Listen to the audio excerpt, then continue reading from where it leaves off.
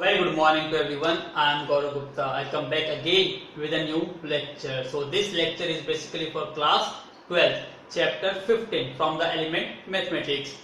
We already solved each and every question of the previous exercise 15.1 and 15.2. 15.1 is based on the conditional probability and 15.2 is based on the multiplication law of probability. Now we have to study next topic, and that topic name is what? Independent events. So this exercise is very important for your examination point of view. So in every exam, either 1 marks, 2 marks or 4 marks question should be put in your final exam from this exercise. In every exam, either you are from Haryana board, UP board, Maharashtra or whatever the other boards, or you are preparing for yourself for NDA or JEE. So this exercise is going to be more and more interesting. So I hope you listen to me very carefully and watch the video from starting to the end. So let's come on our first topic. The topic name is what? Independent events. So आपको सबसे पहले इसकी definitions को read करना है कि definitions क्या कह रही है. So look at the definition. Two events associated with a random experiment. इस मीन्स क्या है, यहाँ पे आपको दो इवेंट्स लेके चलने हैं A एंड B, और दोनों इवेंट्स जो है वो एक ही एक्सपेरिमेंट से रिलेट करते हो. Then one is said to be independent. तो आप एक इवेंट को इंडिपेंडेंट कहोगे if occurrence of one of the events, कि उसकी एक की होने की probability does not affect the probability of the occurrence of other, कि एक इवेंट के होने की प्रोबेबिलिटी दूसरे इवेंट पे डिपेंड ना करे, उसके वो इफेक्ट ना करे, तो उन दोनों इवेंट्स को क्या कहोगे आप? Independent events. और मैथमेटिकली क्या लिख सकते हो? Probabilities of A by B. A by you know क्या होता है? A by B probabilities of A when B event is already occurred. तो ये क्या है आपका? Conditional probability. तो इस केस में जब आपको ये पता है कि ए और बी दोनों इंडिपेंडेंट इवेंट्स है, तो जब आप ए की प्रोबेबिलिटीज फाइंड आउट करते हो तो बी की प्रोबेबिलिटीज ए पे डिपेंड नहीं करती.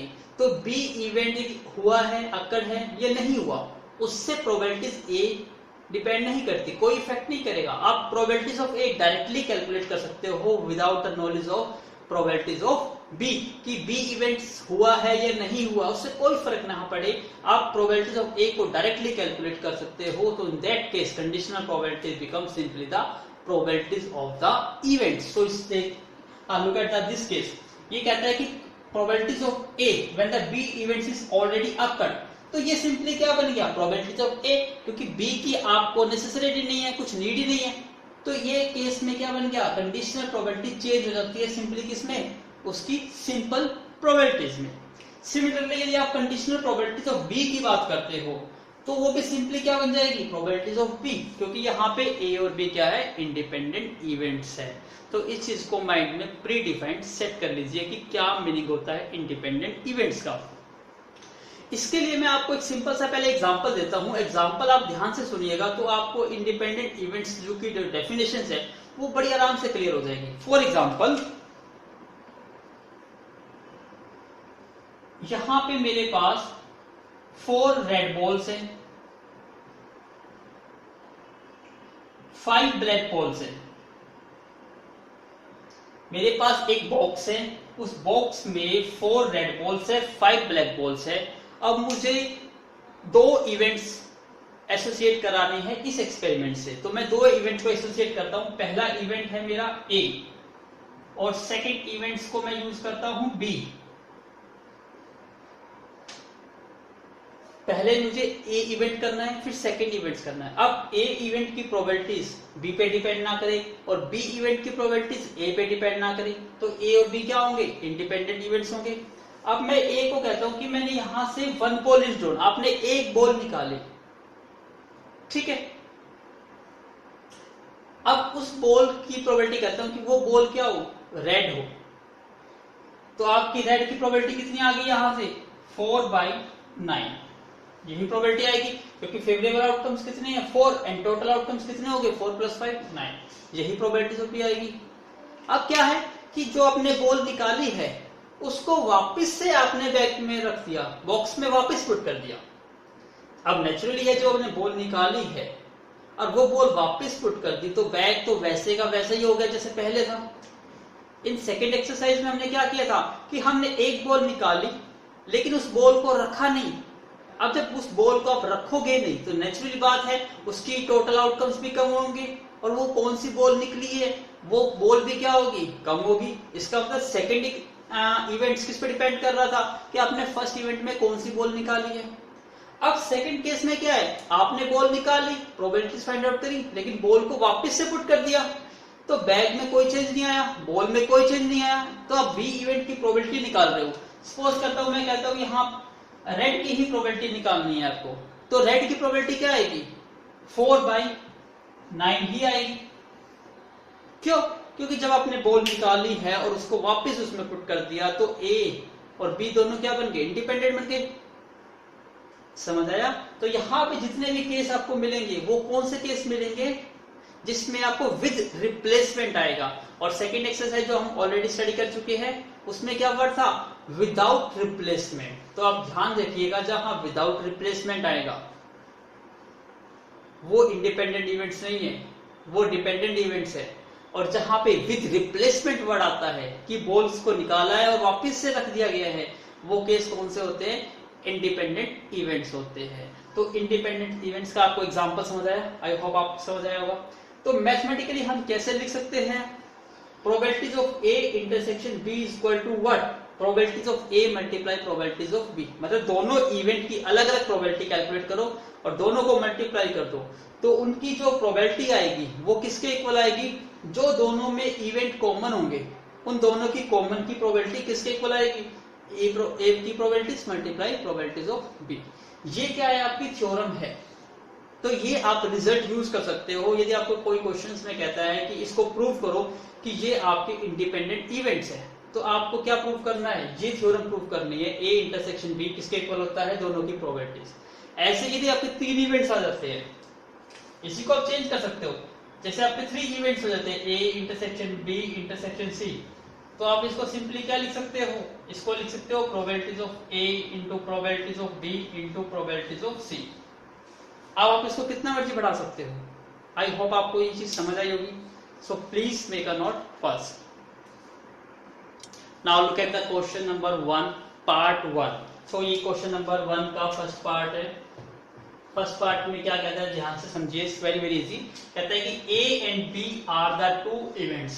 तो ए और बी आर द 2 इवेंट्स है इस टाइप से, सच दैट कि probabilities of A 1/4, probabilities of B 1/3, probabilities of A union B is 1/2। और आपको प्रूव करना है A, B are independent events.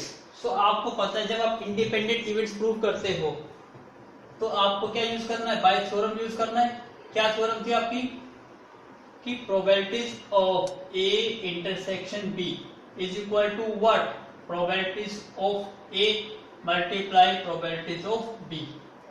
ये आपको प्रूव करना है। अब आपको देखिए ध्यान से, यहाँ पे सबसे पहले आपको ए इंटरसेक्शन बी चाहिएगा, लेकिन क्या यहाँ पे ए इंटरसेक्शन बी है, नहीं है। आपको पता है ए इंटरसेक्शन बी कैसे निकाल सकते हैं, जब आपको प्रोबेबिलिटीज ऑफ ए पता हो, बी पता हो। सिंपल सा कॉन्सेप्ट क्या था, मैं यहाँ लिख देता हूँ, probabilities of A union B is equal to what, probabilities of A plus probabilities of B minus probabilities of A intersection B. अब देखिए probabilities of A union B आपको ऑलरेडी पता है 1/2, प्रोबेबिलिटीज ऑफ ए भी पता है आपको 1/4, प्रोबेबिलिटीज ऑफ बी भी पता है आपको 1/3। आपको ये वैल्यूज निकालनी है। इट मींस क्या है, इसको मूव कर दीजिए लेफ्ट हैंड साइड में, probabilities of A intersection B is equal to what, ये नेगेटिव यहाँ पे आके पॉजिटिव हो गई, और 1/2 को मूव कर दीजिए राइट हैंड साइड में और वैल्यूज को सोल्व करिए और कैलकुलेट करिए कि क्या आंसर आता है। अब इनका एलसीएम कितना आ गया, आपका एलसीएम 12, तो 4 3 12, 3 4 12 एंड 2 6 12। आपका आंसर कितना आ गया, 1/12। तो ये क्या निकल गया आपका ए इंटरसेक्शन बी, और यही देखिए क्या है आपकी लेफ्ट हैंड साइड है। अब आपकी लेफ्ट हैंड साइड कितनी आ गई, 1/12। अब राइट हैंड साइड पे आ जाइए। राइट हैंड साइड में क्या है, probabilities of A multiply probabilities of B. Probabilities of A already आपको पता है कितनी है, 1/4, और बी भी आपको पता है 1/3। कितना बन गया 1/12। इसका मतलब ये क्या है, लेफ्ट हैंड साइड और राइट हैंड साइड क्या आ गई, इक्वल आ गई। इक्वल है तो क्या हो गया, by theorem A and B are what independent events. तो आपका क्या हो गया, प्रूव हो गया कि आपको क्या प्रूव करना था कि ए और बी इंडिपेंडेंट इवेंट्स हैं। तो आई होप आपको ये चीज समझ आई होगी। तो इसी टाइप से आपको कॉन्सेप्ट अप्लाई करना है और प्रूव करना है। It's very very easy, so please make a note. Now look at the second part of the question number 1। तो आप कौन सा क्वेश्चन कर रहे हो, फर्स्ट पार्ट का second part. Look at the statement. वही स्टेटमेंट है कि ए और B are the two events है सच दैट, ऐसे है कि प्रोबेबिलिटीज ऑफ ए भी गिवन है, बी भी गिवन है, और प्रोबेबिलिटीज ऑफ ए, यहाँ पे probabilities of A not a B given है आपके पास 1/4। अब ध्यान से यहाँ देखिए, थोड़ी सी पजल होने के लिए क्या चीज है, यहाँ स्टेटमेंट देखिए, आपको ये रीड नहीं करना आ रहा होगा। ये क्या है, प्रोबेबिलिटीज ऑफ नॉट ए और नॉट बी। इसका मतलब सिंपली क्या है, ये कहता है कि probabilities of not a, not a का मतलब क्या होता है, ए बार ऐसे लिखोगे, और का मतलब यूनियन होता है, नॉट बी को फिर ऐसे लिखोगे। इसका मतलब ये वैल्यू आपको क्या गिवन है, 1/4 गिवन है। आई होप आपको समझ आया होगा, ये चीज समझ आ गया। तो अब स्टार्ट करिए। अब इस टर्म को तो आप कैलकुलेट नहीं कर पा रहे, तो आपको इसकी आइडेंटिटी पता है, नहीं पता तो इसको नोट कर लो। A not union B not is equal to क्या होता है, 1 माइनस प्रोबेबिलिटीज ऑफ ए। जहां पे क्या है, यूनियन है तो ये चेंज हो जाएगा इंटरसेक्शन में, ए इंटरसेक्शन बी। अब आपको ये वैल्यू तो ऑलरेडी पता है, कितनी है ये 1/4 is equal to 1 minus probabilities of A intersection B. Easy है। इसको लेफ्ट साइड में ले आइए, तो ये बन गया A intersection B is equal to what, 1 minus 1/4। आपका आंसर कितना आ गया, 3/4। और यही क्या होती है, आपकी लेफ्ट हैंड साइड होती है। अकॉर्डिंग टू थ्योरम क्या है आपका, probabilities of A intersection B is equal to what, probabilities of A into probabilities of B. तो ये वैल्यू कितनी आ गई आपकी, 3/4। अब प्रोबेबिलिटीज ऑफ ए ऑलरेडी पता है आपको कितनी है, 1/2 मल्टीप्लाई प्रोबेबिलिटीज ऑफ बी कितनी है, 7/12। तो ये कितना आ गया, 3/4, और ये कितना है 7/24। क्या ये दोनों इक्वल है, नो। इसका मतलब इस केस में ए और बी क्या है, आपके इंडिपेंडेंट इवेंट्स नहीं है। तो इस टाइप से आप पता लगा सकते हो कि कोई भी दो इवेंट्स है इंडिपेंडेंट है या डिपेंडेंट है। So please make a note. Now look at the board question number 2। ये कहता है कि ए डाई इज थ्रोन। आपको पता है सबसे पहले आपको पहला स्टेप क्या होता है, टोटल आउटकम्स निकालना। तो पहले तो अपना स्टेप वही करा करो। क्या है यहाँ पर, ए डाई इज थ्रोन। तो जब एक डाई को थ्रो किया गया है तो आपके माइंड में क्या आ गए कि टोटल आउटकम्स कितने होंगे, 6, 1 2 3 4 5 6। तो टोटल आउटकम्स इज व्हाट, 6। फिर कहता है ई, यहाँ पे ई क्या है, ई एक इवेंट है। कौन सा इवेंट है, the number appearing is a multiple of 3। क्या है, जो नंबर है वो क्या है, मल्टीपल है ऑफ 3। आपको पता है मल्टीपल ऑफ 3 क्या होता है, 3 6 9 12 15, मतलब 3 into 1 3 into 2 3 into 3, ये मल्टीपल है।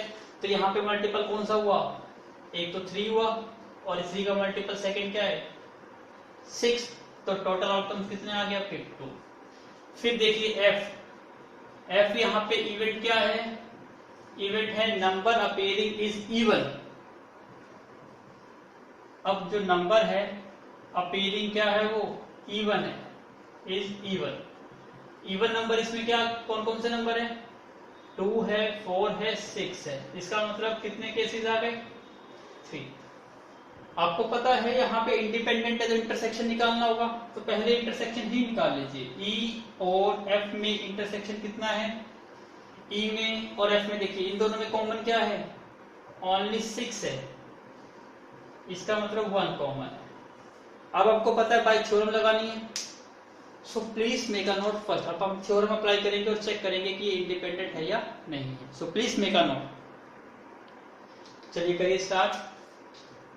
Probabilities of A intersection B किसके इक्वल निकालनी है आपको, probabilities of A into probabilities of B. अब सबसे पहले यहाँ पे ई की जगह इसको चेंज कर देता हूँ, ई एफ एफ के टर्म्स में। तो ये क्या बन गया, probabilities of E intersection F is equal to what, probabilities of E multiply probabilities of F. तो आप फटाफट निकालिए, प्रोबेबिलिटीज यहाँ से निकाल सकते हो। Probabilities of E intersection F is what, favourable outcomes 1, total outcomes 6। यहाँ से प्रोबेबिलिटीज ऑफ ई निकालिए, फेवरेबल आउटकम्स कितने हैं 2, total outcomes 6। Probabilities of F कितने आ गए, favourable outcomes is 3 and total outcomes is 6। सारी वैल्यू पुट करिए, ई इंटरसेक्शन एफ कितना है 1/6 और प्रोबेबिलिटीज ऑफ ई है आपके पास 2/6, एफ कितना है 3/6। सो 2 3 6, 3 is 3, so we get what 1/6 और यहाँ से भी क्या मिल गया आपको 1/6। तो आंसर क्या आ गया, यस ये क्या है आपके इंडिपेंडेंट इवेंट्स है। कितना इजी क्वेश्चन था। तो आपको हर टाइप के क्वेश्चन इसी टाइप से सॉल्व करने हैं, इसी सीक्वेंस में स्टार्ट करिएगा तो क्वेश्चन काफी इजी बन जाएंगे। So please make a note. Now look at the board, question number 3 क्या कहता है। Question number 3 coins are tossed, मतलब यहाँ पे 3 कॉइन्स आर टॉस्ड। तो आपके माइंड में सबसे पहले ये आ गया, कुछ और नहीं करना, सबसे पहले अपने टोटल आउटकम्स ही बनाने हैं, उसी से सॉल्व क्वेश्चन होगा। अब क्वेश्चन क्या है, 3 कॉइन्स को टॉस्ट किया गया है। आपको पता है टोटल आउटकम्स कितने आएंगे 2⁻3, 8 आउटकम्स आएंगे। टेबल बनाने का प्रोसेस आपको पता ही है, 8 का हाफ 4, तो इसका मतलब 4 हेड और 4 टेल। तो आप स्पीडली बना सकते हो। 4 का half 2, 2 head 2 tail, 2 head 2 tail, 2 का हाफ 1, तो 1 head tail, head tail, head tail, head tail. I hope आपको समझ भी आया होगा और आपने प्रैक्टिस भी की होगी। तो ये जस्ट 5 सेकंड में ही आप बना सकते हो इसको। आप देखिए ध्यान से, अब हम अपने यहाँ पे इवेंट्स देखिए, यहाँ पे ई एफ और जी, यहाँ पे 3 इवेंट्स हैं और इसने पेयरिंग में कहा, look at this, E F E G और एफ जी। इसका मतलब आपको 3 की पेयरिंग, मतलब 3 पार्ट है इसमें कि तीनों को चेक करना है कि कौन कौन से इंडिपेंडेंट इवेंट्स है और कौन से नहीं है। तो सबसे पहले तो आपको ई एफ और जी तीनों इवेंट्स लिखने होंगे। तो स्टार्ट करते हैं सबसे पहले हम अपना ई इवेंट्स का। इसमें क्या कहता है 3 हेड्स और 3 टेल, मतलब तीनों हेड वाला केस भी है और तीनों टेल वाला केस भी है। इसका मतलब 3 हेड और 3 टेल, तो यही केस हुआ। इसका मतलब है यहाँ डायरेक्ट लिख सकता हूं कि जो ई है उसके केस क्या बन गए, हेड हेड हेड और टेल टेल टेल। इसका मतलब इसके आउटकम्स 1 है, फेवरेबल आउटकम्स इज 1। अब एफ पे आ जाइए। एफ क्या कहता है, इसको रीड करिए, एट लीस्ट 2 हेड। पहले मैं इसको हटा देता हूं यहां से। अब हम बात करेंगे एट लीस्ट 2 हेड, कम से कम 2 हेड। क्या मतलब है, मिनिमम 2 हेड, मतलब 2 भी हो सकते हैं और 3 भी, लेकिन 2 से कम नहीं हो सकते। तो अब चेक करते हैं 2 वाले केस चेक करिए जिसमें आपको 2 हेड मिले। यहाँ पे भी 2 हेड मिल रहा है, यहाँ पे भी 2 हेड है, यहाँ पे 2 से ज्यादा है 3, ये भी एप्लीकेबल है। यहाँ पे 1, आपको पता है 2 या 2 से ज्यादा होना चाहिए, तो 1 नहीं आ पाएगा। यहाँ पे 2 है, ये भी आ गया। यहाँ पे 1 है, ये नहीं आ सकता, ये भी नहीं आ सकता, ये भी नहीं आ सकता। कितने आउटकम्स बने आपके 4। तो कौन कौन से हैं, head head head head head tail, head tail head और टेल हेड हेड। इसका मतलब कितने आउटकम्स बन गए आपके, 4 आउटकम्स बन गए। अब इसको भी रब कर देते हैं यहां से। अब आ जाइए कौन सा इवेंट्स, आपका जी इवेंट्स। जी में क्या कहता है, एटमोस्ट। एटमोस्ट का मतलब होता है मैक्सिमम। इसका मतलब मैक्सिमम कितने होने चाहिए, 2 हेड, मैक्सिमम 2। तो 2 से कम हो सकते हैं, तो 2 भी हो सकता है, 1 भी हो सकता है, 0 भी हो सकता है। तो पहले 0 हेड वाला देख लीजिए, जिसमें 0 हेड है और यह दिखाई भी दे रहा है कि मैक्सिमम 2, तो मतलब 3 नहीं हो सकता। तो 3 हेड वाला डायरेक्टली रिमूव कर दो। इतना इजी हो गया ना, क्योंकि ज्यादा से ज्यादा 2, 0 भी आएंगे, 1 भी आएंगे, 2 भी आएंगे, लेकिन 3 नहीं आएंगे। और 3 हेड का सिर्फ एक ही केस होता है, इसका मतलब इसको छोड़ देंगे तो ये 7 के 7 केस इसमें इंक्लूड हो जाएंगे। यस, तो इसको नोट कर लीजिए, head head tail head tail head head tail tail tail head head tail head tail tail tail head, और ये हम क्या tail tail tail. I hope आपको समझ आया होगा। तो please make a note first, क्योंकि मैं इसको टेबल को रब करने जा रहा हूं। Please make a note. अब हमारे ई इवेंट्स भी है, एफ इवेंट्स भी है, जी इवेंट्स भी है। अब हम पहला केस देखते हैं, ई और एफ का करते हैं। पार्ट 1 करते हैं। सबसे पहले हम ई और एफ में पहला पार्ट ई और एफ को चेक करते हैं। तो ई ये रहा, एफ ये रहा। प्रोबेबिलिटीज फॉर रूल क्या लगेगा, ई इंटरसेक्शन एफ किसके इक्वल होना चाहिए, probabilities of E multiply probabilities of F. ठीक है, अब मैं इसको तो डायरेक्ट करूंगा। आपको स्टेप तो याद हो ही गई, डायरेक्ट कर सकते हो। प्रोबेबिलिटी पता है आपको, फेवरेबल अपॉन में टोटल। टोटल आपको पहले से पता है 8 है। अब देखते हैं पहले ई और एफ का इंटरसेक्शन निकालिए। ई ये है और एफ ये है। ई और एफ में कॉमन क्या है, हेड हेड हेड, इसमें भी है इसमें भी है। टेल टेल टेल नहीं है, इसका मतलब एक ही कॉमन है। क्या कॉमन है इसमें, हेड हेड हेड। तो फेवरेबल आउटकम्स कितने हो गए, 1। तो इसकी प्रोबेबिलिटीज कितनी हो गई, 1/8 हो गई। प्रोबेबिलिटीज ऑफ ई कितना है, ई ये रहा। फेवरेबल आउटकम्स 1 और total outcomes is what, 8। Probabilities of F, F कितनी है, probabilities 4 and total outcomes is what, 8। अब आपको दिखाई दे रहा है ये क्या है, 1/8 है। और जबकि ये कितना आएगा, 4/64।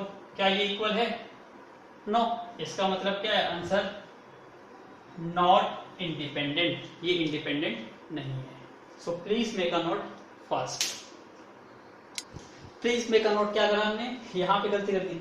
यहाँ पे कितने केसेस आए हुए हैं, यहाँ 2 केसेस है। तो हमने यहाँ कितना दिया, 1। यहाँ पे 2 केसेस है, ये 2 लिखोगे आप इसको, 1 और 2।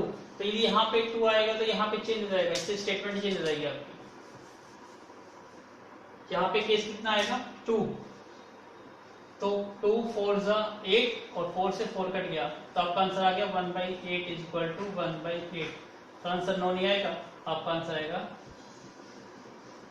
Yes, it is independent. So please do correct it. अब हम बात करते हैं सेकंड, ई और जी। ई और जी की बात करेंगे तो क्या आना चाहिए, ये probabilities of E intersection G is equal to what, probabilities of E into probabilities of ji.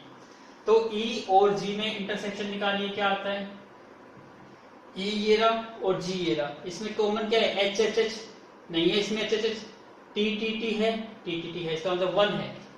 Only क्या कॉमन है इसमें, एक ही कॉमन है, एक ही कॉमन है। तो प्रोबेबिलिटीज क्या है इसकी, 1 और total outcomes is what, 1/8। Probabilities of E आपको पहले से पता है कितनी है, 2/8। प्रोबेबिलिटीज ऑफ जी कितनी है, यहाँ पे 7, तो ये कितना आ गया, 7/8। तो ये 1/8 और 2 × 7 14/64। क्या ये इक्वल है, नहीं, क्योंकि 14 और 64 कटते नहीं, 2 पे कट करोगे तो 7 और 32 आएंगे, इक्वल नहीं है। इसका मतलब आंसर क्या आ गया, 9।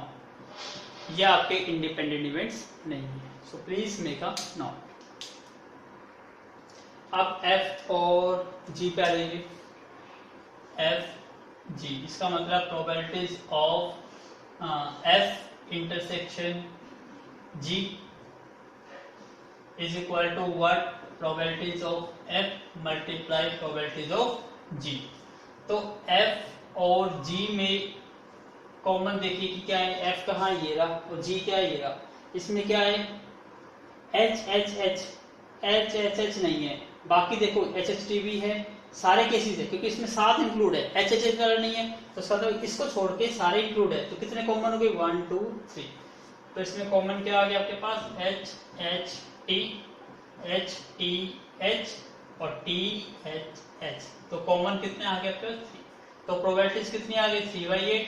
ई आप, हाँ एफ आपको पता है कितनी है, 4/8 और जी कितनी है, 7। तो ये 7/8 कट करिए इसको, 3/8 इसको कट भी कर दोगे 2, तो आपको क्या मिलेगा, 7/16। क्या ये इक्वल है, नो। ये भी इक्वल नहीं है, इसका मतलब क्या है, आंसर आ गया 9। ये भी आपके इंडिपेंडेंट इवेंट्स नहीं है। सो आई होप आपने इसको समझ आया होगा। सो please make a note. Now look at the question number 4। देखिए कितना सिंपल क्वेश्चन पूछा है इसने फोर्थ के फर्स्ट पार्ट में। If probabilities of A is equal to 3/5, probabilities of B is equal to 1/5, find करना है आपको probabilities of A intersection B.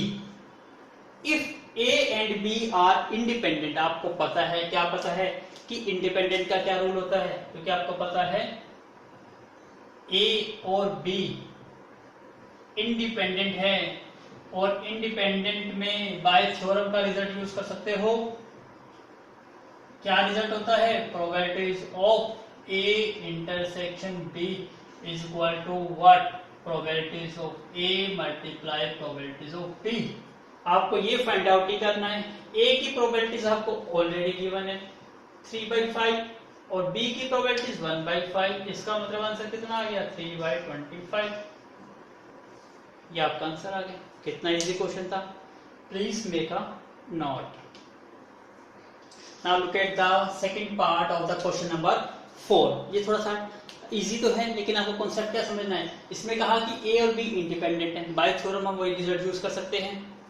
और कहता है कि ए यूनियन बी, अब इसमें इंटरसेक्शन नहीं दिया, इसमें यूनियन दे दिया।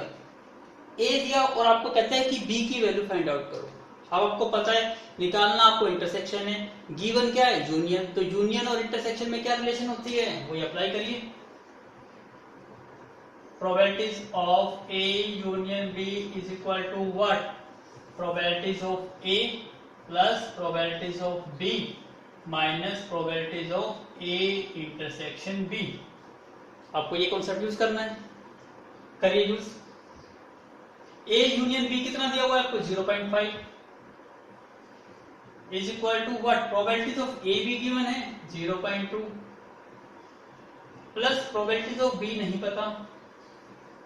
अब यहां देखिए A intersection B, by theorem use करेंगे तो क्या लिख सकते हैं हम इसको लिख सकते हैं P into A into B.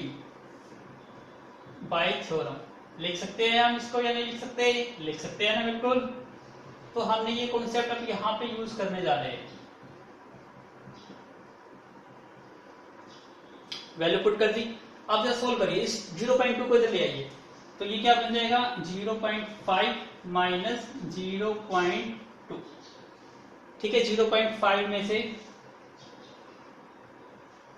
0.2 minus करेंगे, यहां क्या बच गया, probabilities of B minus probabilities of A into probabilities of B. 0.5 में से माइनस करेंगे क्या आ जाएगा, 0.3 इज इक्वल टू, दोनों में से कॉमन आउट क्या हो गया, प्रोबेबिलिटीज ऑफ बी, क्या रह गया 1 माइनस में probabilities of A. 0.3 is equal to what, probabilities of B आपको फाइंड आउट करनी है, 1 माइनस प्रोबेबिलिटीज ऑफ ए तो आपको फिर से पता है 0.2। इसको सोल्व करिए, 0.3 is equal to what, probabilities of B. अब 1 में से 0.2 माइनस करेंगे कितनी वैल्यू आएगी, 0.8। 0.8 को डिवाइड में ले जाओ, तो probabilities of B is equal to कितना आ गया, 0.3 डिवाइड में 0.8। पॉइंट से पॉइंट कट गया, आपका आंसर कितना आ गया, 3/8। तो 3/8 क्या है आपका आंसर आ गया। आई होप आपने एंजॉय किया होगा। कितना सिंपल क्वेश्चन था।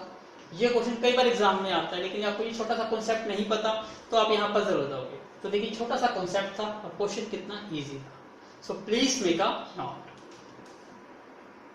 Now look at the board. Question number 5 कहता है कि ए और B are the two independent events हैं और आपको प्रोबेबिलिटीज ऑफ ए पता है, प्रोबेबिलिटीज ऑफ बी पता है, और इन 4 क्वेश्चन का आपको आंसर देना है। कितना इजी है। सबसे पहले आपको इंटरसेक्शन निकालना है और इंडिपेंडेंस है तो पहला थ्योरम का कॉन्सेप्ट ही लग गया। तो हम पहले बाय थ्योरम का ही कॉन्सेप्ट लगा लेते हैं। क्या कॉन्सेप्ट था, probabilities of A intersection B is what, probabilities of A into probabilities of B. अब प्रोबेबिलिटीज ऑफ ए कितनी है 0.3 मल्टीप्लाई प्रोबेबिलिटीज ऑफ बी कितनी है 0.4। कितना आंसर आ गया 0.12।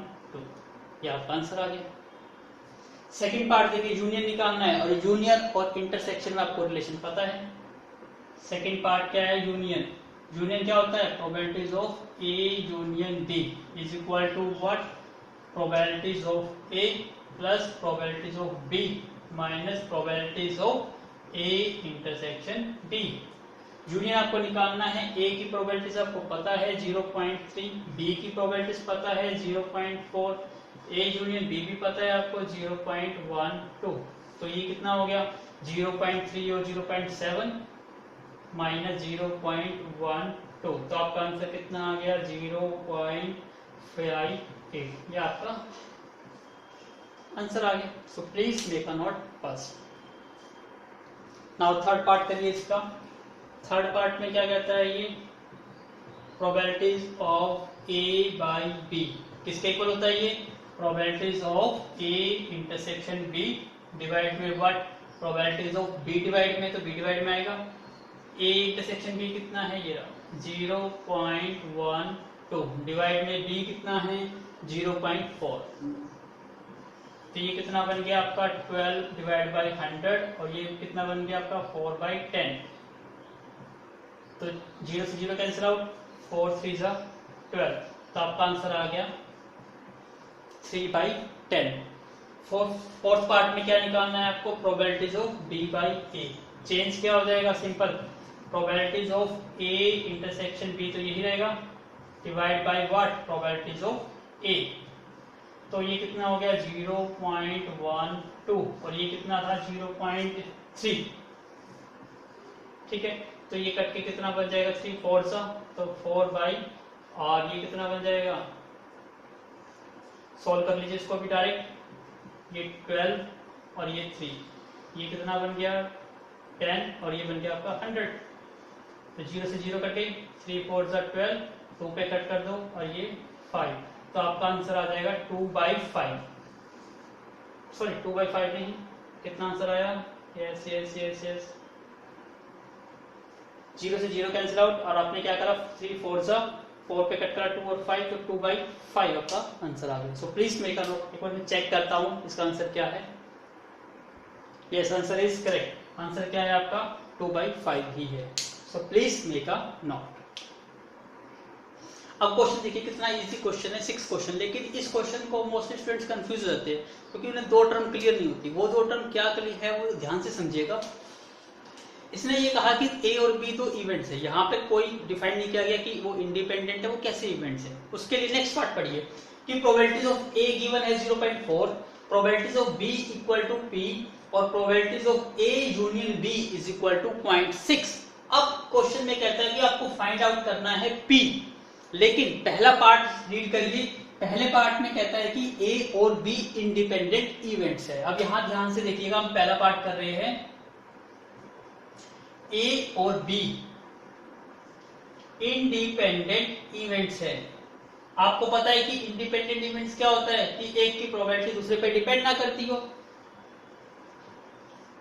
तो इसके लिए तो आपका सिंपल सा कॉन्सेप्ट है by theorem, probabilities of A intersection B is equal to what, probabilities of A multiply probabilities of B. अब इसने क्या दे दिया आपको, ना तो इंटरसेक्शन दिया हुआ, ए की प्रोबेबिलिटीज आपको गिवन है, बी की प्रोबेबिलिटीज भी गिवन है। ए की प्रोबेबिलिटीज कितनी है 0.4, और प्रोबेबिलिटीज ऑफ बी कितनी है पी। ये किसके इक्वल है, probabilities of A intersection B के। यहां तक है। लेकिन अब आपका मेन पर्पस क्या रहेगा कि इसको डिटरमाइन करना, और इसको डिटरमाइन करने का वही आपका जो पहला रूल है, आप उसी से डिटरमाइन करेंगे। आई होप आपको समझ आया होगा। एक बार please pause the video and do read the question very carefully. I hope आपको समझ आया होगा। अब आपका मेन पर्पस क्या है, इंटरसेक्शन को निकालना, और क्या गिवन है आपको, यूनियन गिवन है। ये तो आप क्वेश्चन करते आए। यूनियन और इंटरसेक्शन में रिलेशन क्या होती है, इसको मैं इक्वेशन नंबर 1 दे देता हूं। पहले नाम A union B is equal to what, probabilities of A plus probabilities of B minus probabilities of A intersection B. अब probabilities of A union B कितनी है आपके पास 0.6, प्रोबेबिलिटीज ऑफ ए है 0.4, प्लस प्रोबेबिलिटीज ऑफ बी है P minus A intersection B आपने निकाली थी, किसी वैल्यू है 0.4 पी। अब सोल्व करिए इस 0.4 को चले जाइए, 0.6 माइनस 0.4 इज इक्वल टू, इन दोनों में से पी कॉमन आउट ले लीजिए, क्या बन जाएगा 1 माइनस 0.4, क्या वैल्यू आ गई 0.2 is equal to what P 0.6। तो P की वैल्यू कितनी आ गई आपकी 0.2 डिवाइड में 0.6। आई होप आपकी वैल्यू आएगी 1/3। 1/3 यहाँ दिखाई नहीं दे रहा आपको, तो यहाँ नोट कर लीजिए, आंसर आएगा 1/3। 1/3 आपका क्या आ गया, आंसर आ गया। So please make a note fast.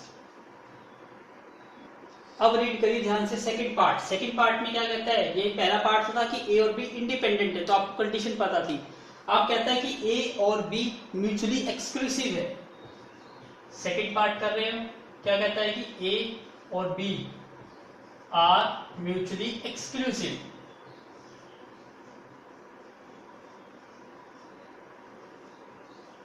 Mutual exclusive का मतलब क्या होता है, म्यूचुअल मतलब कॉमन, एक्सक्लूड मतलब हटा दो, तो इसका मतलब उनमें कोई भी कॉमन चीज ना हो, कोई ए और बी में कोई भी कॉमन ना हो, तो कॉमन एलिमेंट की प्रोबेबिलिटी क्या आएगी 0।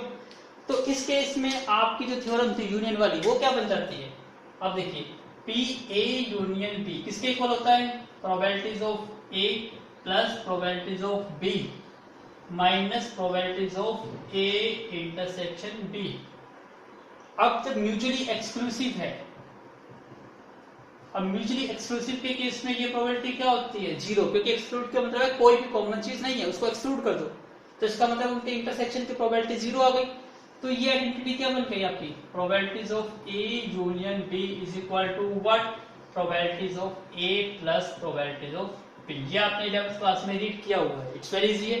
अब प्रोबेबिलिटीज ऑफ ए आपको पता है कितनी है 0.4 है, प्रोबेबिलिटीज ऑफ बी आपको पी भी पता है, और यूनियन आपको ये भी पता है 0.6। तो ये 0.6 माइनस 0.4 किसकी वैल्यू आ गई पी, तो आपका आंसर कितना आ गया 0.2, ये आपका आंसर आ गया पी। तो प्लीज इस कॉन्सेप्ट को याद रखिएगा, जहां पे आपको ये मेंशन हो कि ए और बी इंडिपेंडेंट है, वहां इंटरसेक्शन किसके इक्वल होता है, दोनों की मल्टीप्लाई के इक्वल। जहां पे ए और बी म्यूचुअली एक्सक्लूसिव है, उनके बीच की कॉमन वैल्यू 0 होती है, तो वहां पे probabilities of A union B क्या बन जाता है, प्रोबेबिलिटीज ऑफ ए प्लस में probabilities of B. So please make a note very very carefully. Now look at the board, question number 7। 2 events A और बी इंडिपेंडेंट है और आपको prove करना है ये तो आप करते आए हो, कितना सोल्व है, कितना छोटा सा क्वेश्चन है। क्या निकालना है आपको, probabilities of A by B को ये प्रूव करना है, तो आप लेफ्ट हैंड साइड यूज कर रहे हो। So this is what left hand side. आपको पता है probabilities of A by B किसके इक्वल होता है, probabilities of A intersection B divide by what, probabilities of B. और बाय थ्योरम आपको पता है ए और बी इंडिपेंडेंट की थ्योरम क्या कहती है कि ए इंटरसेक्शन बी किसके इक्वल होता है, दोनों की multiplication of the probability, probabilities of A into probabilities of B. Put करिए इसको, तो ये क्या बन गया आपका, probabilities of A multiply probabilities of B divide by what, probabilities of B. B से बी कैंसिल आउट, आपका क्या आ गया, प्रोबेबिलिटीज ऑफ ए। तो ये क्या बन गया आपकी राइट हैंड साइड बन गई। आई होप आपको समझ आया होगा, कितनी बार कर लिया ये topic. So please make a note. Now look at the board. अब कहता है कि ए और बी, क्वेश्चन नंबर 8, ए और बी आर 2 इंडिपेंडेंट इवेंट्स। ये दो ए और बी इंडिपेंडेंट इवेंट्स है, और आपको प्रूव करना है कि इनके जो निगेशन है ए नोट एंड बी नोट, वो भी इंडिपेंडेंट है। इसका मतलब है, सिंपल डेफिनेशंस में क्या कहता हूं कि ये गिवन है ए और बी क्या है आपके इंडिपेंडेंट इवेंट्स है।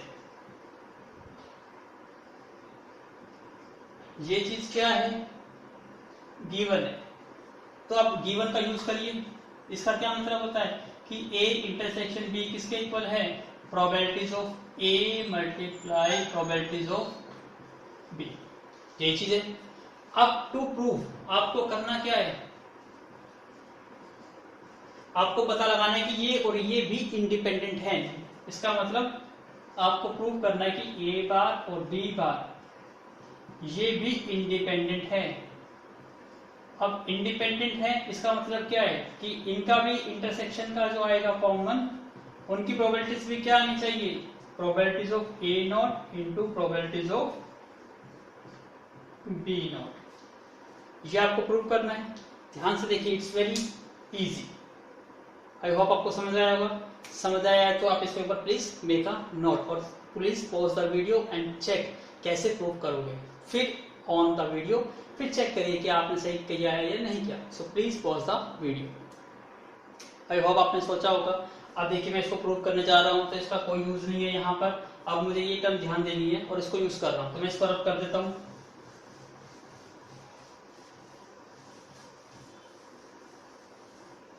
अब देखिए ध्यान से, हम अपने टर्म को प्रूव करेंगे। Probabilities of A not intersection B not. We know, आपको ये पता है कि दोनों का निगेशन का इंटरसेक्शन किसके इक्वल होता है, 1 माइनस प्रोबेबिलिटीज ऑफ इंटरसेक्शन की जगह क्या हो जाता है, यूनियन, और ये नोट हो जाते हैं।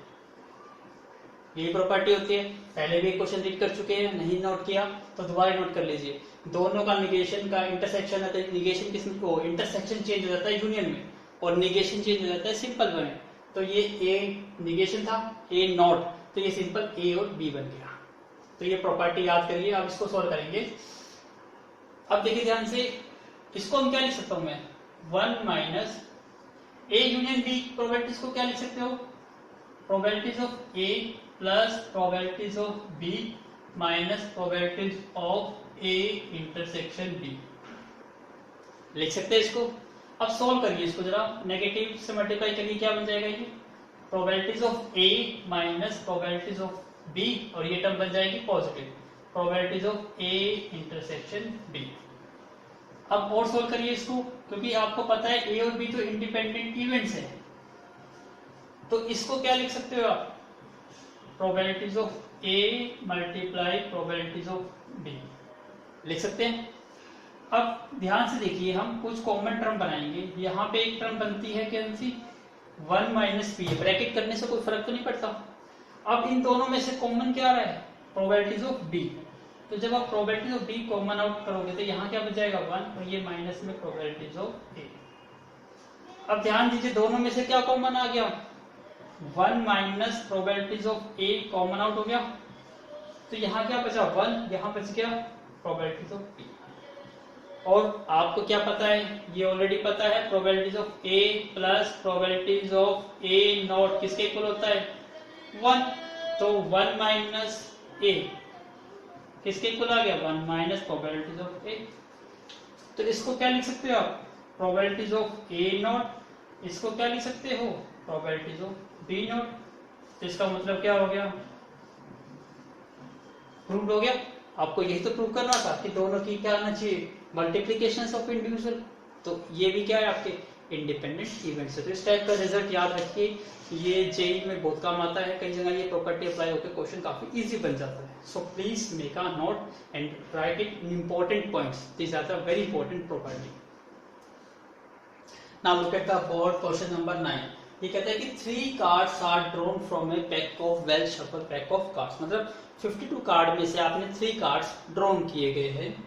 कहता है 1 आफ्टर द अदर, इसका मतलब पहले आप 1 कार्ड निकालोगे, फिर सेकंड, फिर थर्ड, 1 बाई 1 आपको कार्ड निकालने हैं विद रिप्लेसमेंट। आप देखिए ध्यान से, यहाँ पे वर्ड क्या आ गया, विद रिप्लेसमेंट आ गया। जहां पे भी आपको पता है विद रिप्लेसमेंट है, वो कौन सा के क्वेश्चन होते हैं, इंडिपेंडेंट इवेंट्स होते हैं। इसका मतलब आपको दिखाई दे रहा है यहाँ पे जितने भी इवेंट्स है वो तीनों के तीनों इवेंट्स क्या है, इंडिपेंडेंट्स। तो हम यहीं से लिख सकते हैं, इसमें यहाँ पे ए बी सी आर क्या है, 3 इंडिपेंडेंट इवेंट्स है, इंडिपेंडेंट इवेंट्स। यहाँ पे ए इवेंट्स क्या मानोगे आप, जो आपने फर्स्ट कार्ड निकाला है, फर्स्ट ड्रॉन। बी क्या लेट करोगे, आपने सेकंड ड्रॉ क्या किया गया है, थर्ड इवेंट क्या लेट करोगे, सी, आपने थर्ड ड्रॉन कार्ड।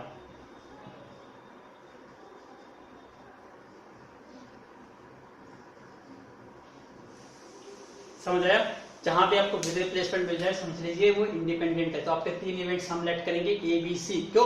क्योंकि 3 कार्ड्स आपने ड्रॉ करेंगे तो 3 इवेंट्स हो गए आपके।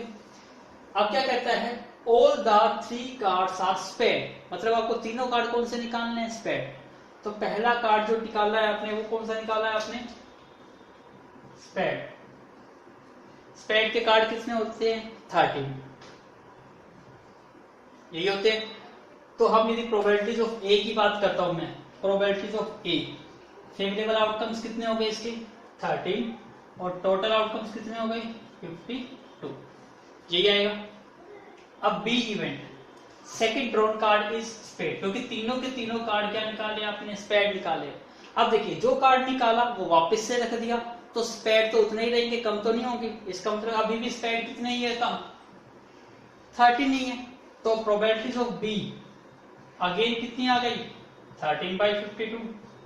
सेम स्टेप सी, थर्ड कार्ड भी आपने क्या निकाला है, स्पेड, लेकिन निकाला था जो सेकंड टाइम वो वापस रख दिया, तो स्पेड तो अभी भी टोटल कितने रहे, 13 ही रहे।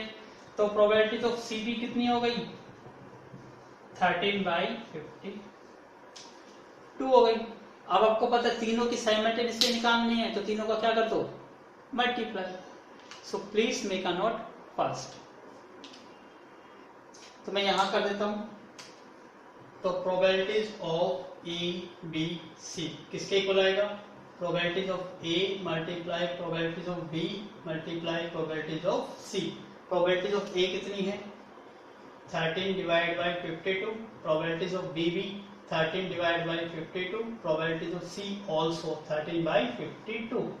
और आप इसको कट करके वो भी छोटा आंसर लिख सकते हो, 13 की टेबल पे कट जाता है ना, 1 4 1 4 1 4, तो 1 into 1 into 1 and 6 in 4, तो आपका आंसर आ गया 1/64, आपका आंसर आ गया। आई होप आपको समझ आया होगा। सो please make a note. Now look at the second part of इसी क्वेश्चन का, क्वेश्चन नंबर 9 का ही सेकंड पार्ट क्या है, कहता है फर्स्ट 2 कार्ड्स आर क्वीन। तो पहले आपको क्वीन निकालनी है, इसका मतलब जो फर्स्ट कार्ड निकाला है वो क्या होना चाहिए आपका, क्वीन। अब क्वीन कितनी होती है, 52 कार्ड में से 4 क्वींस होती है। इसका मतलब आपके पास ये वैल्यूज आ गई, प्रोबेबिलिटीज ऑफ ए कितनी आ गई, 4/52। इसको कट कर दोगे तो कितना आ जाएगा, 1/13। फिर आपने जो क्वीन निकाली वो वापस रख दी, विद रिप्लेसमेंट है, तो अभी भी क्वीन कितनी रही, 4। कहता है कि फर्स्ट 2 कार्ड्स, इसका मतलब सेकंड टाइम भी आपको क्वीन ही निकालनी है, तो क्वीन कितनी है ऑलरेडी, अभी भी 4 ही रहेगी। तो प्रोबेबिलिटीज ऑफ बी अगेन कितनी हो गई, 4/52, किसके इक्वल आ गया, 1/13 के इक्वल आ गया। अब कहता है कि third card is a black S. Third card क्या है आपका, ब्लैक भी है और एस भी।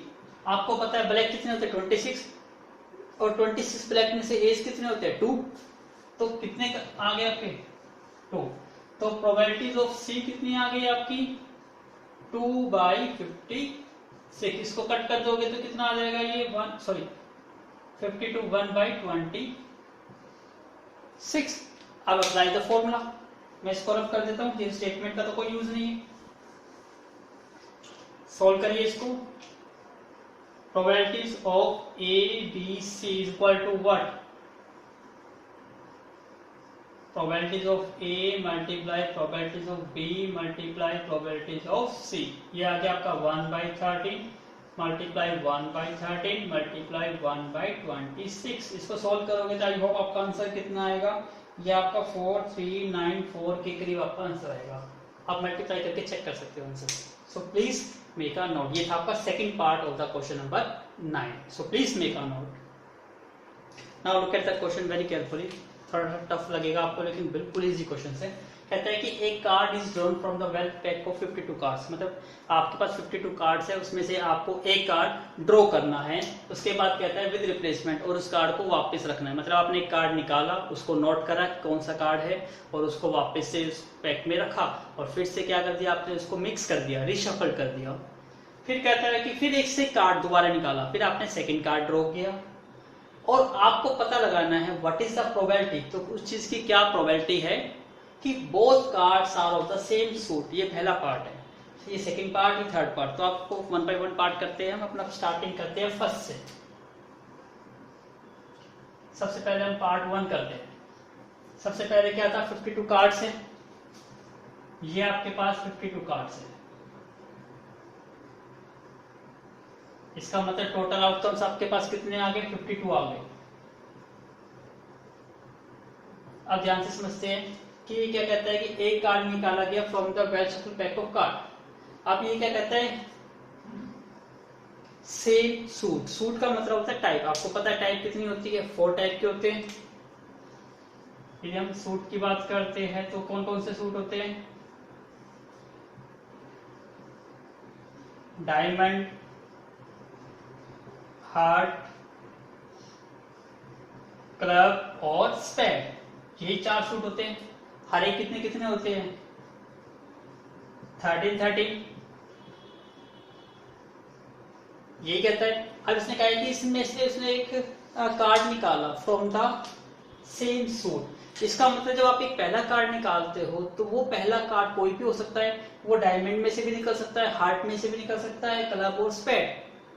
क्योंकि आपने क्या कहा, इसने कहा है कि दोनों कार्ड सेम सूट के होने चाहिए। लेकिन पहले क्या करना है, आपको पहला कार्ड निकालना है। और पहला कार्ड तो ये नहीं पता ना कि वो कार्ड कौन से सूट में से निकला है। वो डायमंड में से भी हो सकता है, हार्ट में से भी, क्लब में से भी, स्पेड में से भी।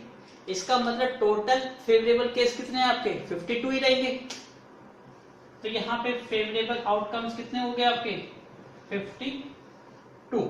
तो ए इवेंट्स आपका क्या है, फर्स्ट ड्रॉ। जो आपने पहला कार्ड निकाला है उसको हमने क्या मान लिया, ए। तो प्रोबेबिलिटीज ऑफ ए कितनी मिल गई आपको, 52 divide by 52 is equal to 1, क्योंकि टोटल आउटकम्स भी 52 है। और आपने जो कार्ड निकालना है उसके फेवरेबल आउटकम्स भी कितने हैं, 52 है। कोई भी कार्ड हो सकता है। तो 52 बाई 52 प्रोबेबिलिटीज क्या मिल गई, ए की 1। आई होप आपको ये चीज समझ आई होगी। अब ये समझ आ गई तो आप क्वेश्चन करना बिल्कुल इजी हो गया। अब क्या कहता है कि सेकंड कार्ड निकालना है आपको, और सेकंड कार्ड भी क्या होना चाहिए, सेम सूट का होना चाहिए। अब ध्यान से समझिए, मैं इस स्टेटमेंट को यहां से रब कर देता हूं। अब इसका कोई यूज नहीं है यहां पर। अब मैं इसको लेट कर लेता हूं बीट।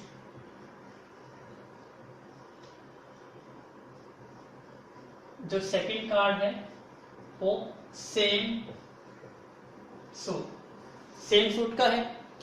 अब इसका मतलब क्या है, यदि मेरा जो पहला कार्ड निकला होगा, वो आपने देखा कि कोई भी हो सकता है, लेकिन कहीं ना कहीं एक तो निकालना है। वो एक इन चारों में से किसी एक में से निकलेगा।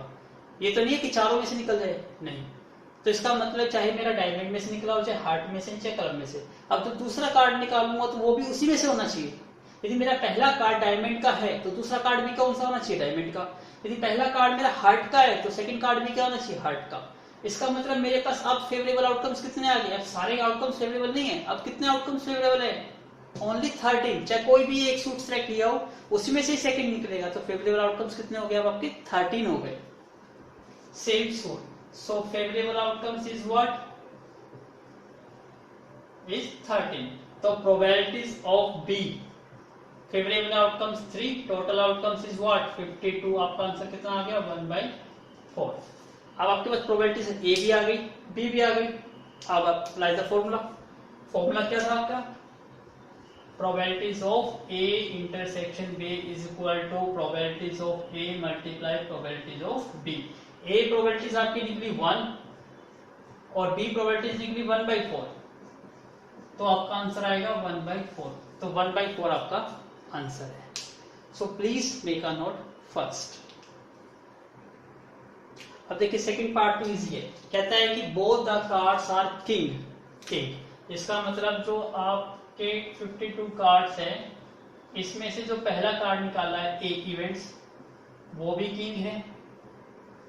और जो आपने सेकंड कार्ड निकाल रहे हो वो भी क्या है, किंग है। अब किंग कितने होते हैं टोटल, 4। अब जब किंग आपने वापस रख दिया तो किंग यहाँ पे भी कितने होंगे, 4 होंगे। तो प्रोबेबिलिटीज ऑफ ए कितनी आ गई आपके पास, 4/52। इसका मतलब सॉल्व करोगे तो 1/13। ऐसे ही प्रोबेबिलिटीज ऑफ बी, अभी भी फेवरेबल आउटकम्स 4 ही है, 4/52, कितना आंसर आ गया 1/3, 13। तो probabilities of A intersection B किसके इक्वल आ गया, दोनों की मल्टीप्लाई, 1/13 मल्टीप्लाई 1/13, आपका आंसर कितना आ गया 1/69, ये आपका आंसर आ गया। आई होप आपको समझ आया होगा। सो प्लीज मेक अ नोट। अब थर्ड पार्ट रीड करिए। फर्स्ट कार्ड इज पेड, इसका मतलब जो पहला कार्ड निकाला है वो कौन सा होना चाहिए, स्पेड का। और स्पेड कितने होते हैं आपके, 13 होते हैं। इसका मतलब प्रोबेबिलिटीज ऑफ ए आपके पास कितनी आ गई, 13/52 आ गई। फिर इसके बाद आपको सेकंड कार्ड ड्रॉ करना है, ये आपका फर्स्ट रो है, ये आपका सेकंड रो है। सेकंड कौन सा होना चाहिए, second card is a red queen. अब सोचिए कि रेड और क्वीन, रेड कार्ड होते हैं टोटल 26 और उसमें से 2 ही क्वीन होती है, तो रेड क्वीन कितनी हुई 2। तो probabilities of B, favourable outcomes कितने हैं आपके 2 and total outcomes is what 52। तो आपका ये कट के कितना आ गया 1/26, इसको कट करोगे तो ये कितना आ जाएगा 1/4। तो probabilities of A intersection B is what, दोनों की मल्टीप्लिकेशंस, तो ये कितना आ जाएगा आपका 1/1/104। दिस इज 1/1/104, ये आपका आंसर आ गया। So please make a note.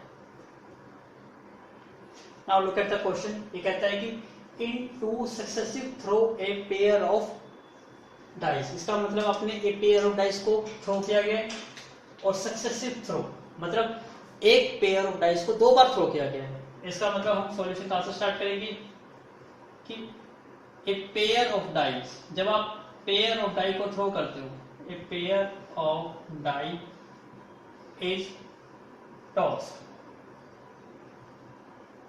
Throne लिख देते हैं। अब pair of die is thrown, तो टोटल आउटकम्स कितने आ गए आपके पास 36 आ गए।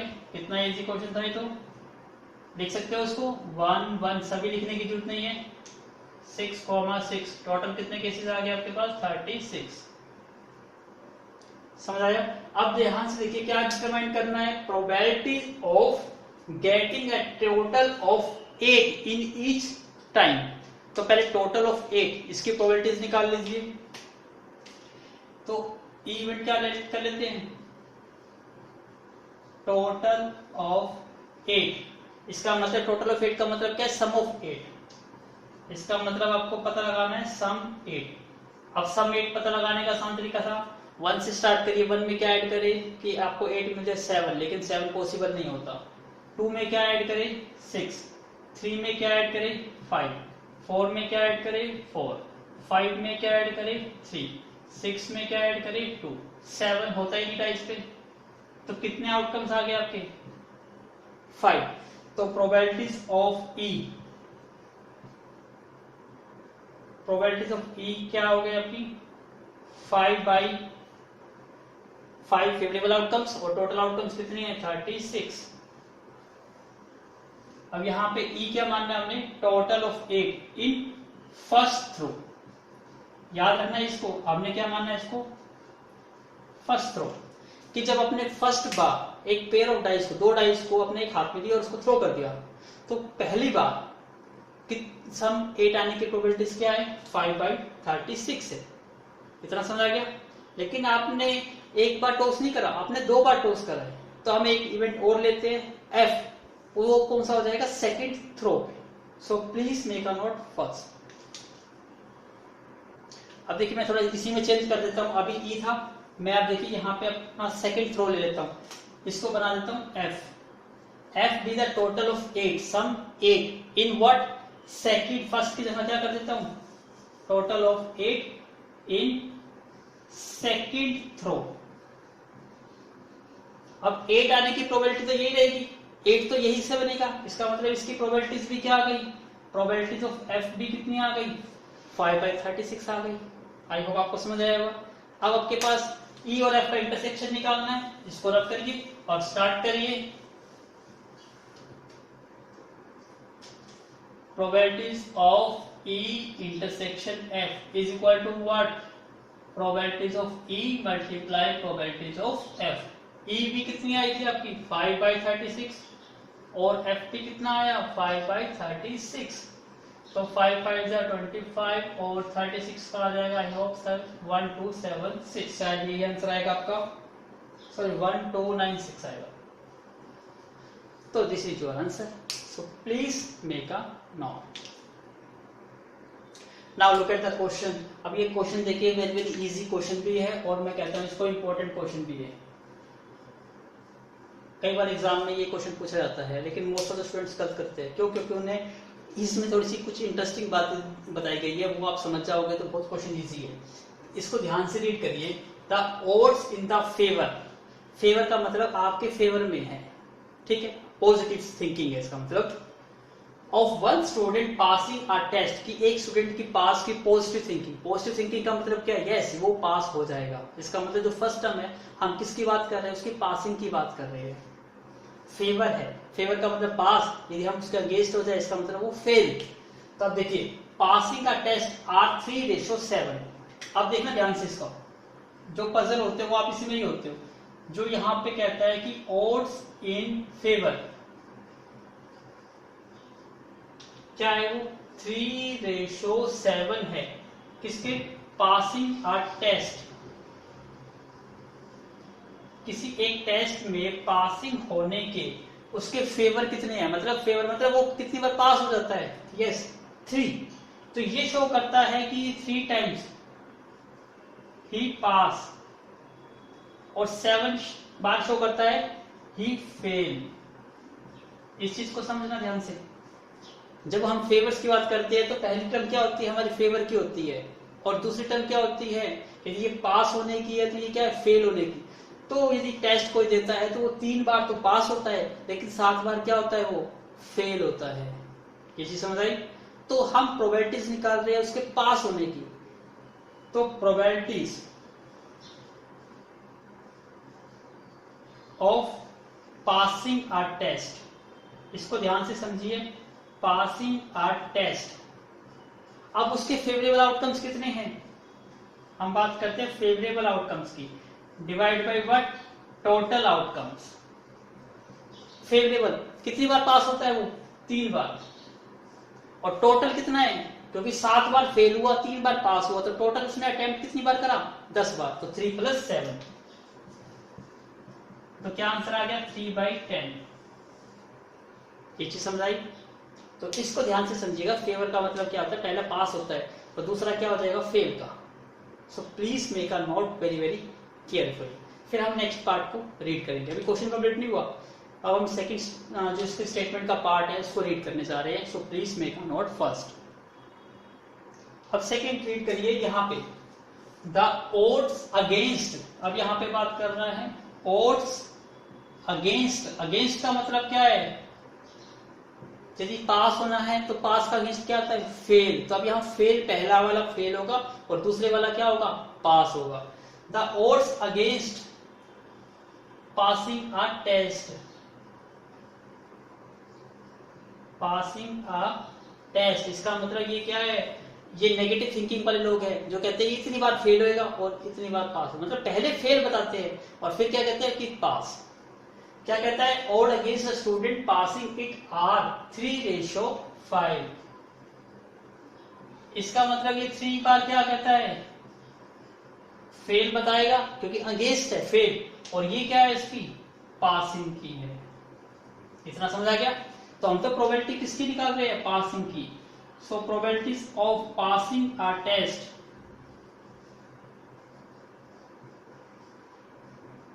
पहले वाले को ई इवेंट लेट कर लेना, इसको मैं लेट कर लेता हूं एफ इवेंट. तो हम किसकी प्रोबेबिलिटीज निकाल रहे हैं? Probabilities of F. Passing. Passing कितनी बार हुआ है यहाँ पे? 5 बार. और टोटल कितने अटेम्प्ट करा उसने? 3 + 5. ये चीज समझ आई? क्योंकि हम फेल की प्रोबेबिलिटी नहीं निकाल रहे, हम पासिंग की निकाल रहे हैं. क्योंकि इसने ये पूछा है what is the probability that he both the pass. मतलब क्या है? वो बोथ पास द टेस्ट. दोनों में पासिंग की ही निकालनी है. फेल की नहीं निकालनी, इसलिए मैंने यहाँ पे पास 5 लिया है। 5 क्या है, पासिंग की प्रोबेबिलिटी है, तो 5/8। आई होप आपको समझ आया होगा। अब आपके पास ई भी आ गया, एफ भी आ गया, दोनों को मल्टीप्लाई करिए और get the answer. So please make a note first. चलिए सोल्व कर देता हूं मैं यहाँ पे। Probabilities of E intersection F is equal to what, probabilities of E into probabilities of F. Probabilities of E कितनी आई थी आपकी 3/10 और एफ कितनी आई है आपकी 5/8। तो ये कितना हो गया, 5 पे कट कर दो, 5 2 जा 3 बन गया 3/16। तो 3/16 क्या है आपका answer. So please make a note. Now look at the board. Question number 13. The probabilities of that a boy will get a scholarship. मतलब एक boy को scholarship मिल जाए उसकी probabilities. तो हम इसको let कर लेते हैं, let कर लेते हैं E। क्या है, boys get a scholarship। तो boys को scholarship मिल जाती है, उसकी probabilities को हमने A इवेंट let किया है। तो प्रोबेबिलिटीज ऑफ ई कितनी है आपके पास 0.9। ठीक है, अब बॉय को प्रोबेबिलिटी ना मिले, मतलब उसको स्कॉलरशिप ना मिले, तो उसकी प्रोबेबिलिटीज क्या आ गई, probabilities of E not is what, आपको पता है 1 में से इसको माइनस कर देंगे तो किसकी प्रोबेबिलिटीज आ जाएगी, he did not get the scholarship. तो यहां पे किसकी आ गई, did not get the scholarship.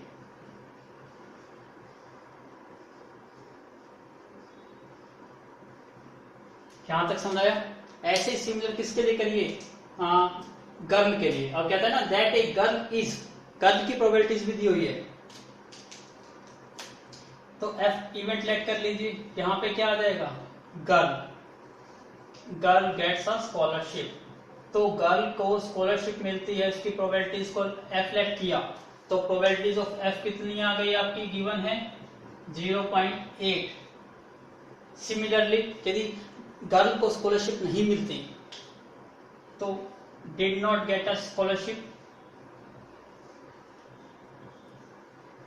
तो उसको स्कॉलरशिप ना मिलने की प्रोबेबिलिटी क्या आ गई 1 माइनस 0.8। आंसर कितना आ गया 0.2। क्या तक समझा है कि बॉयज को स्कॉलरशिप मिलती है, उसकी प्रोबेबिलिटी 0.9 है, तो बॉयज को स्कॉलरशिप ना मिले तो उसकी probability 0.1।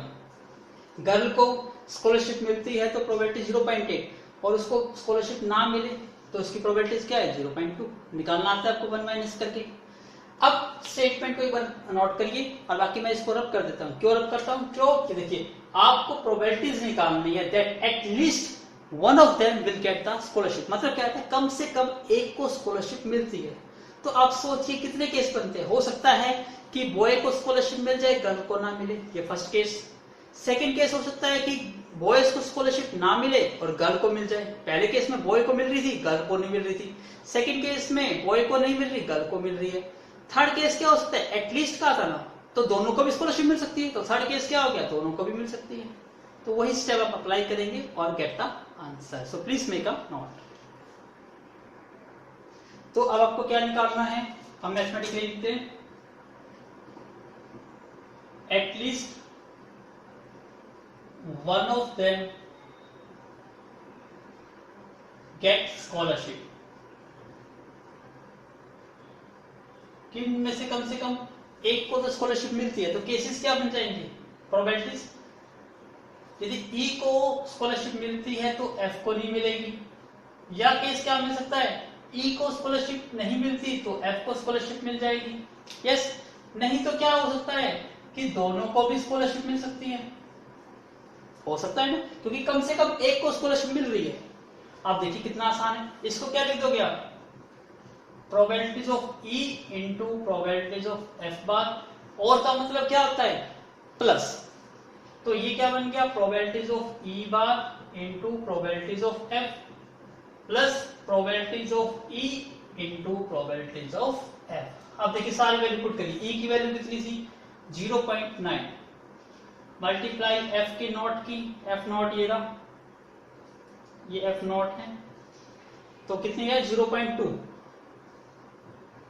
Plus probabilities of E not 0.1 multiply probabilities of F 0.8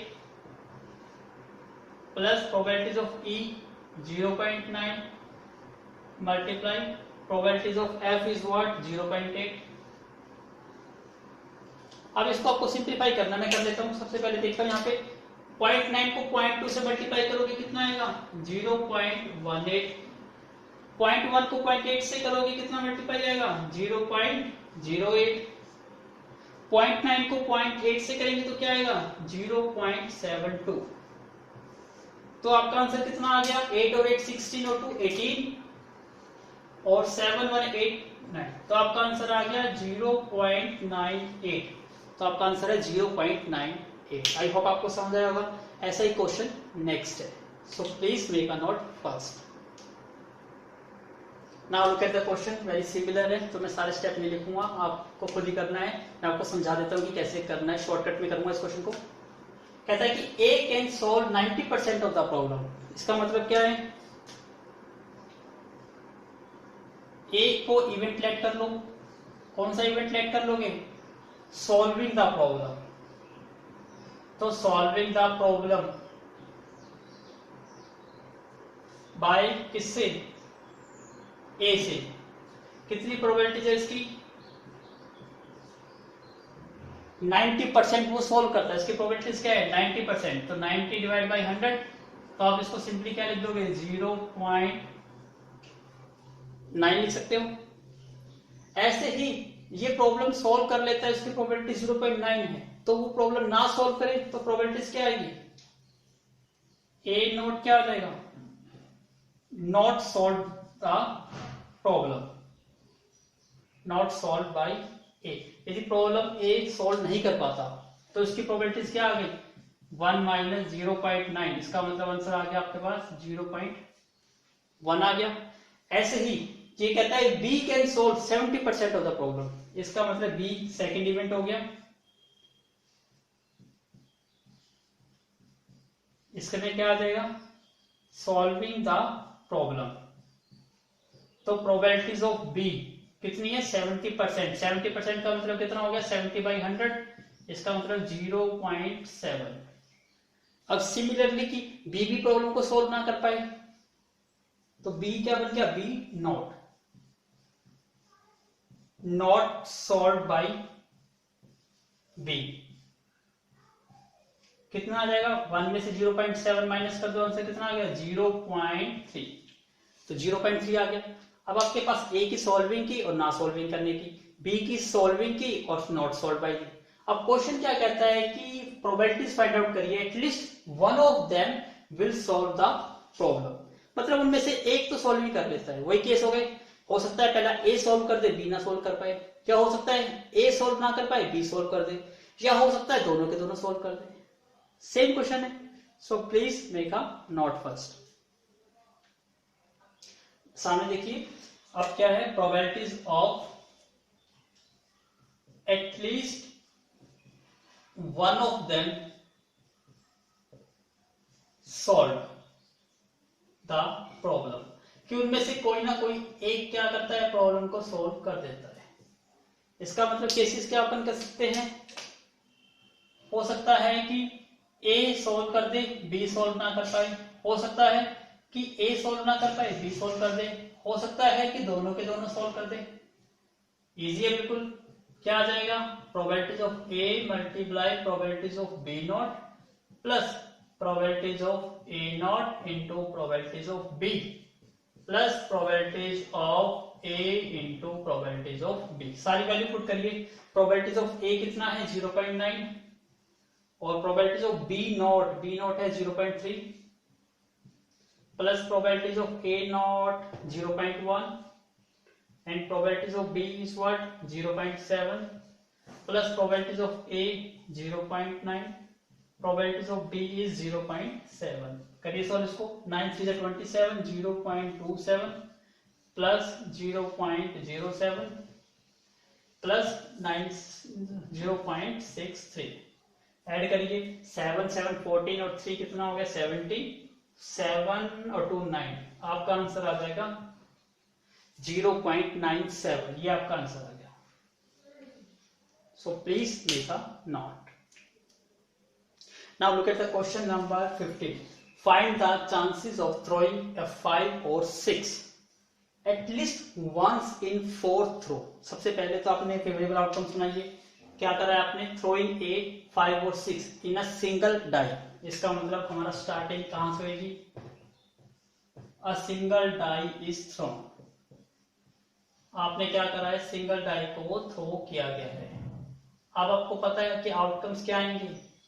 1 2 3 4 5 6. ये आपके आउटकम्स हो गए. अब ध्यान से रीड करेंगे. इसने कहा है कि एटलीस्ट, हमें देखिए क्या निकालना क्या है? एटलीस्ट वंस इन, सबसे पहले इसको ही पूरा करिए. क्या करना है? चांसेस ऑफ थ्रोइंग ए 5 और 6.